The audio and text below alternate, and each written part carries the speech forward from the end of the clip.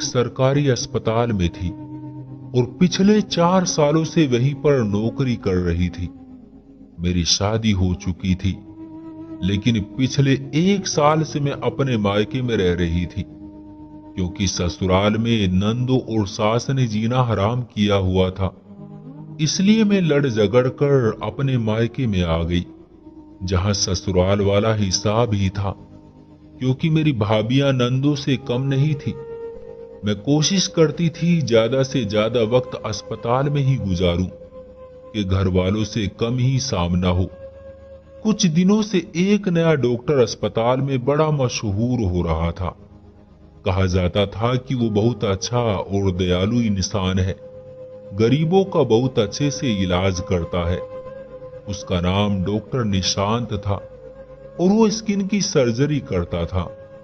मैं उससे पहली बार तब मिली थी जब एक ऑपरेशन में मुझे उसके साथ भेजा गया। डॉक्टर साहब ने वाकई बहुत ध्यान से ऑपरेशन किया और मरीज के घर वालों को तसल्ली दी। सरकारी अस्पतालों में भला ऐसे अच्छे मिजाज डॉक्टर कहाँ पाए जाते हैं। डॉक्टर से मेरी अच्छी जान पहचान हो गई थी। अक्सर उसकी गैर मौजूदगी में उसके सारे काम मैं संभाल लेती थी। एक दिन मेरी भाभी से लड़ाई हो गई, तो मैं आधी रात को घर से निकलकर अस्पताल आ गई। डॉक्टर ने मुझे हैरान होकर देखा तो मैंने बहाना बना दिया कि मैं नाइट शिफ्ट करने आई हूँ। कहने लगा, अगर तुम आ ही गई हो तो चलो मैं तुम्हें एक कमरे में छोड़ाऊं, वहां एक मरीज को तुम्हारी जरूरत है। डॉक्टर मुझे लेकर एक कमरे में आ गया, जहां पहले से ही एक मरीज को चादर उड़ाई हुई थी। मुझे डॉक्टर ने कहा कि तुम अपनी नाइट शिफ्ट इस मरीज के पास पूरी करो, लेकिन ध्यान रखो कोई इसके पास ना जाए और ना ही तुम इसका चेहरा देखोगी। डॉक्टर ने जाते जाते मुझे 1,000 रुपये भी दिए। मैंने हैरान होते हुए ले लिए। सुबह को डॉक्टर ने मुझे कहा, तुम जाओ घर आराम करो, रात को फिर से नाइट शिफ्ट है तुम्हारी। अगली रात फिर से डॉक्टर ने उसी मरीज के कमरे में मुझे भेज दिया और 1,000 रुपये भी दिए। इसका ख्याल रखो लेकिन शक्ल न देखो। मैंने सोचा शायद ये मरीज डॉक्टर साहब का कोई अपना ही है, जो इसकी इतनी परवाह है उनको, इसलिए मुझे इनकी रोज देखभाल करने के लिए 1,000 रुपये देते हैं। लेकिन साथ ही में मैं ये सोच रही थी कि ये क्यों कहा डॉक्टर ने, इसकी शक्ल हरगिज ना देखना। एक रात अचानक मरीज कराहने लगा। उसके मुंह पर चादर ढकी हुई थी, इसलिए शायद सांस नहीं ले पा रहा था। मैं उसके चेहरे से चादर हटाने ही लगी थी कि उसी वक्त डॉक्टर साहब आ गए और मेरा हाथ पकड़कर जोर से डांटा कि मैंने तुम्हें कहा था ना कि मरीज के चेहरे की चादर नहीं हटानी। मैंने कहा इसे सांस नहीं आ रहा है, कराह रहा है। डॉक्टर कहने लगा, तुम इसको नींद का इंजेक्शन लगा दो, मगर आज के बाद ये गलती कभी मत करना, वरना पैसों से भी जाओगी और नौकरी से भी। सुबह डॉक्टर आया तो मैं वापस चली गई, मगर मेरा मोबाइल उधर ही रह गया। मैं रास्ते में से वापस पलट आई तो देखा डॉक्टर इस मरीज को अस्पताल के पीछे बने अपने प्राइवेट क्लिनिक में ले जा रहा था। मेरे लिए हैरानी वाली बात थी। खैर मैंने इतना नोटिस नहीं किया, लेकिन अगले दिन मैं जानबूझकर अस्पताल रुक गई।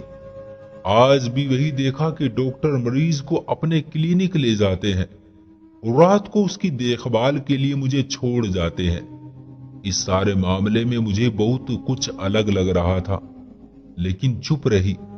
अगले दिन जब मैं हॉस्पिटल पहुंची तो डॉक्टर निशांत उसी मरीज के कमरे में मौजूद थे। मैंने हल्का सा खिड़की के पर्दे से झांक कर देखने की कोशिश की, लेकिन ज्यादा कुछ नहीं दिखाई दे सका। बस एक हल्की सी झलक मेरी नजर उस मरीज के चेहरे पर पड़ गई थी, जिसे देखकर एक बार तो मेरे होश ही उड़ गए थे। फिर सोचा कि शायद पर्दे में धुंधला दिखाई देने की वजह से ये मेरा वहम भी हो सकता है। खैर कुछ देर बाद डॉक्टर कमरे से बाहर आए और मेरी रात की ड्यूटी लगाकर चले गए। डॉक्टर के जाते ही मैं तुरंत उस मरीज के कमरे में गई। बेचैन थी कि कहीं मेरी एक झलक सच न हो जाए।